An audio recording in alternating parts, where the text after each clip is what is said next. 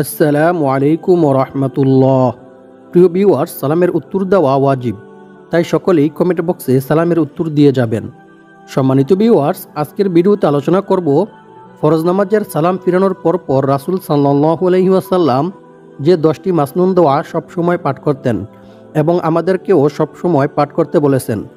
সম্মানিত ভিউয়ার্স, ফরজ নামাজের সালাম ফিরানোর পর রাসূল সাল্লাল্লাহু আলাইহি ওয়াসাল্লাম কোন 10টি মাসনুন দোয়া পাঠ করতেন এবং আমাদেরকেও পাঠ করতে বলেছেন, সেই 10টি মাসনুন দোয়া এবং দোয়ার ফজিলত সম্পর্কে জানতে চাইলে ভিডিওটি স্কিপ না করে সম্পূর্ণ ভিডিওটি দেখতে থাকুন।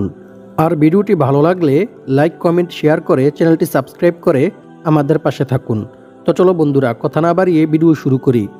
সম্মানিত ভিউয়ার্স, মুমিনের প্রতিটি কাজ ও মুহূর্ত আমল ও ইবাদত। যখন সব কিছু আল্লাহর হুকুম ও রাসূল সাল্লাল্লাহু আলাইহি ওয়াসাল্লামের সুন্নত অনুযায়ী হয়, তখন মুমিনের সব কিছুই আমল ও ইবাদতে পরিণত হয়ে যায় এবং সওয়াবযোগ্য হয়। আল্লাহ তাআলা বান্দার জন্য এর সব কিছু পুণ্যময় করে দেন। সুবহানাল্লাহ। সম্মানিত ভিউয়ার্স, অন্য সব কিছুর মতোই প্রত্যেক ফরজ নামাজের পর কিছু আমল রয়েছে। আমলগুলো করিলে বান্দার জীবন সুন্দর, বরকতময় ও সুশৃঙ্খল হয়। আল্লাহর রাসূল সাল্লাল্লাহু আলাইহি ওয়াসাল্লাম বলেন, প্রত্যেক ফরজ নামাজের শেষে কিছু দোয়া রয়েছে। যে ব্যক্তি এই দোয়াগুলো পড়ে বা কাজে লাগায় সে কখনো ক্ষতিগ্রস্ত হবে না। সুবহানাল্লাহ। মুসলিম শরীফ, হাদিস নং 1237। সম্মানিত ভিউয়ার্স, এই হাদিস দ্বারা বোঝা গেল ফরজ নামাজের শেষে খুবই গুরুত্বপূর্ণ এবং ফজিলতপূর্ণ কিছু দোয়া রয়েছে এবং সেই দোয়াগুলি পরে যদি আমরা আমল করি তাহলে আমরা কখনো ক্ষতিগ্রস্ত হব না। সুবহানাল্লাহ। সম্মানিত ভিউয়ার্স, এখন আলোচনা করব প্রত্যেক ফরজ নামাজের পর রাসূল সাল্লাল্লাহু আলাইহি ওয়াসাল্লাম যে 10টি মাসনুন দোয়া সবসময় পাঠ করতেন। নাম্বার 1, রাসূল সাল্লাল্লাহু আলাইহি ওয়াসাল্লাম প্রত্যেক ফরজ নামাজের পর একবার আল্লাহু আকবার পাঠ করতেন। ইবনে আব্বাস রাদিয়াল্লাহু তাআলা আনহু বলেন, ফরজ নামাজের সালাম ফিরানোর পর রাসূল সাল্লাল্লাহু আলাইহি ওয়াসাল্লাম একবার তাকবীর পাঠ করতেন। আমি সেই তাকবীরের আওয়াজ শুনে তার নামাজ শেষ হওয়া বুঝতে পারতাম। বুখারী শরীফ, হাদিস নং 842। সুতরাং সালাম ফিরানোর পর সাথে সাথে আল্লাহু আকবার পাঠ করতে হবে।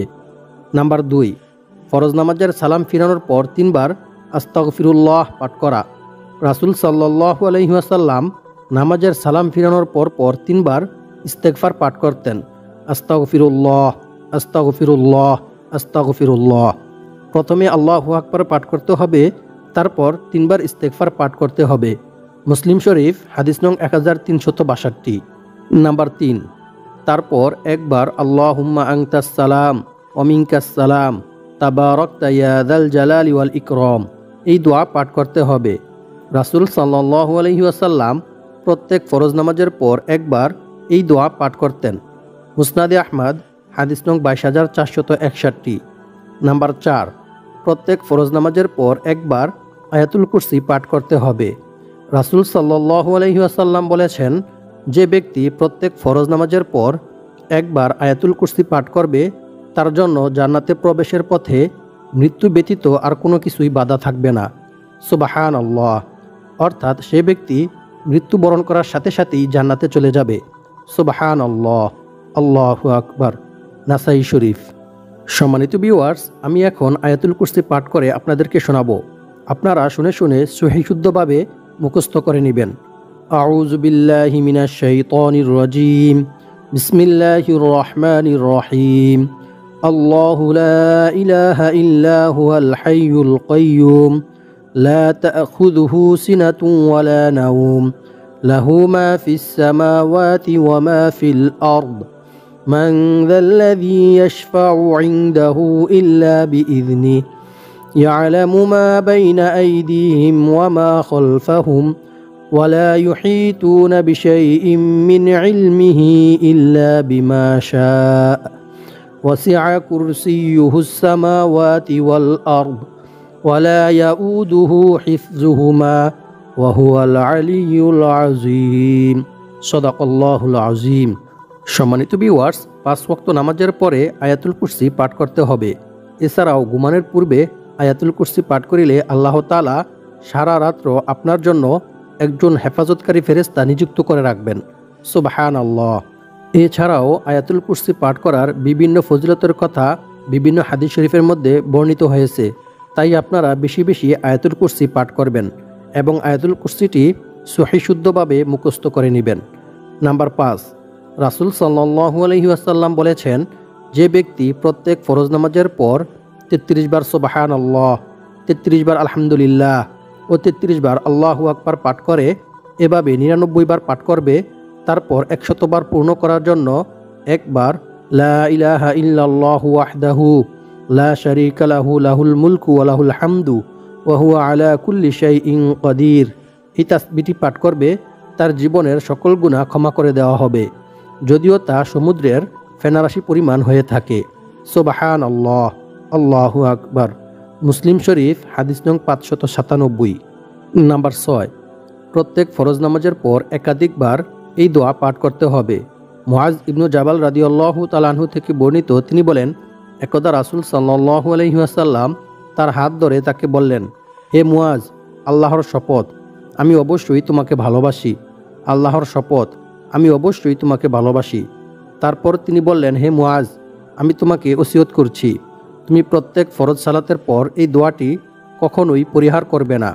দোয়াটি হচ্ছে, আল্লাহুম্মা আইন্নি আলা যিকরিকা ওয়া শুকরিকা ওয়া হুসনি ইবাদাতিক।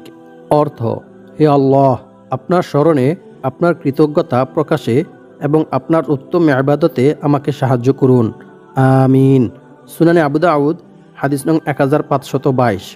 নাম্বার 7, জিনের আসর, বদনজর, কুফরি কালাম, জাদুটোনা, বানটোনা এবং বিষধর প্রাণীর ক্ষতি থেকে, সকল ক্ষতিকারক জিনিসের ক্ষতি থেকে বাঁচার জন্য আল্লাহর রাসূল সাল্লাল্লাহু আলাইহি ওয়াসাল্লাম প্রত্যেক ফরজ নামাজের পর এই সূরাগুলি একবার করে পাঠ করতেন, কিন্তু শুধুমাত্র ফজর এবং মাগরিব নামাজের পর 3 বার করে পাঠ করতেন।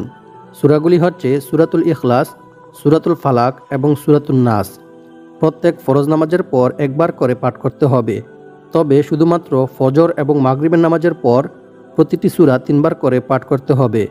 তাহলে আল্লাহ তাআলা আপনাকে সমস্ত রকমের বদনজর, কুদৃষ্টি এবং জাদুটোনা, বানটোনা, জিনের ক্ষতি, সমস্ত রকমের ক্ষতি থেকে আল্লাহ তাআলা হেফাজত করবেন ইনশাআল্লাহ। সুনানে আবু দাউদ, হাদিস নং 1523। নাম্বার 8, আবু হুরায়রা রাদিয়াল্লাহু তাআলা আনহু থেকে বর্ণিত, তিনি বলেন, রাসূল সাল্লাল্লাহু আলাইহি ওয়াসাল্লাম বলেছেন, তোমরা যখন কেউ নামাজের তাশাহুদ পড়ো, তখন 4টি জিনিস থেকে রক্ষা পাওয়ার জন্য আল্লাহর কাছে প্রার্থনা করো। এই কথা বলে রাসূল সাল্লাল্লাহু আলাইহি ওয়াসাল্লাম এই দোয়াটি পাঠ করেন। দোয়াটি হচ্ছে, আল্লাহুম্মা ইন্নী আউযু বিকা মিন আযাবি জাহান্নাম ওয়া মিন আযাবিল কবরি ওয়া মিন ফিতনাতিল মাহইয়া ওয়াল মামাত ওয়া মিন শাররি ফিতনাতিল মাসিহিদ দাজ্জাল। সম্মানিত ভিউয়ার্স, এই দোয়াটি পাঠ করিলে আল্লাহ তাআলা আপনাকে জাহান্নামের আযাব থেকে, কবরের আযাব থেকে এবং দুনিয়াবী ফিতনা থেকে ও মাসিহিদ দাজ্জালের ফিতনা থেকে আল্লাহ তাআলা আপনাকে হেফাজত করবেন ইনশাআল্লাহ। আবু দাউদ শরীফ, হাদিস নং 1542। নাম্বার 9, ফজরের নামাজের পর 3 বার এই দোয়াটি পাঠ করতে হবে।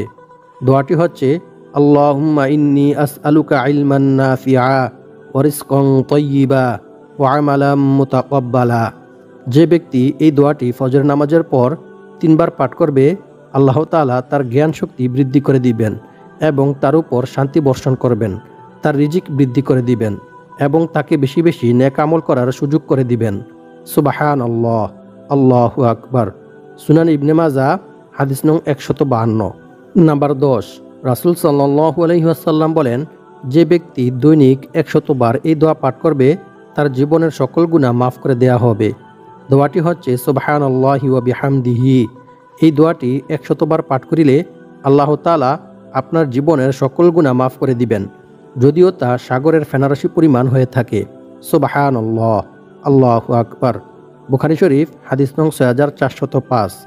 আল্লাহ পাক রব্বুল আলামিন আমাদের সবাইকে প্রত্যেক ফরজ নামাজের শেষে এই 10টি দোয়া পাঠ করে আমল করে এই দোয়াগুলির ফজিলত অর্জন করার তৌফিক দান করুক। আমিন। আসসালামু আলাইকুম ওয়া রাহমাতুল্লাহি ওয়া বারাকাতুহু।